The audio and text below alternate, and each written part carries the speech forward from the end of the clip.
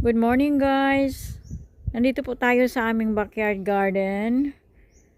Atin lang bibisitain kung ano nang lagay nila. Kasi kahapon, medyo busy ako. Hindi ako nakapunta dito. Kaya tara.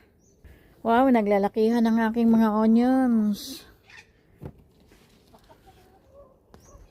Yung bayabas ko naman, healthy pa rin. Sa awa ng Diyos. At ang dami po nilang bunga.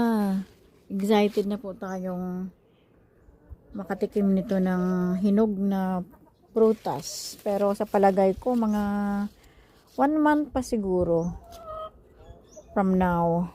Oh wow, ang aking string beans or snake bean. Tapos ito naman ang aking mga Baguio beans.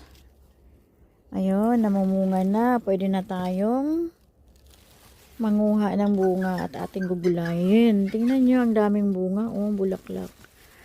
Alam nyo guys, kapag yan ay dinapuan ng mga insekto, talagang nauubos pati yung bulaklak kinakain nila. Tingnan nyo ang difference. Mayroon pa akong isang garden bed doon na tinaniman ko rin ng ganito.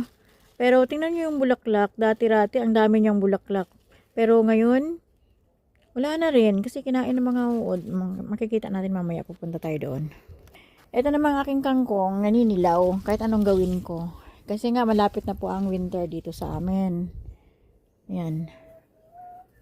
Sayang. Yung akin namang talong, wow, namumunga na, namumulaklak na. Ito yung kanyang bunga.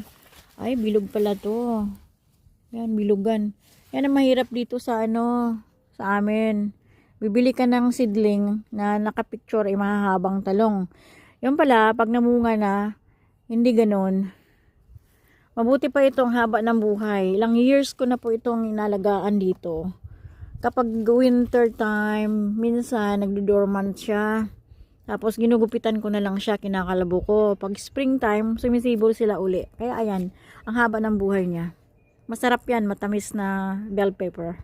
Ito naman cucumber ko, maiksi lang ang buhay nito. Tingnan nyo, mag-aano na siya oh. Harvest ko na ito mamaya. At malapit na ko na rin itong bunutin. Papalitan ko ng pang winter na halaman. Ito namang aking sweet potato. May tatlo tayong variety dito. Hindi ko pa yan tatanggalin kasi green pa naman yung dahon. Meron akong Japanese sweet potato doon nakatanim.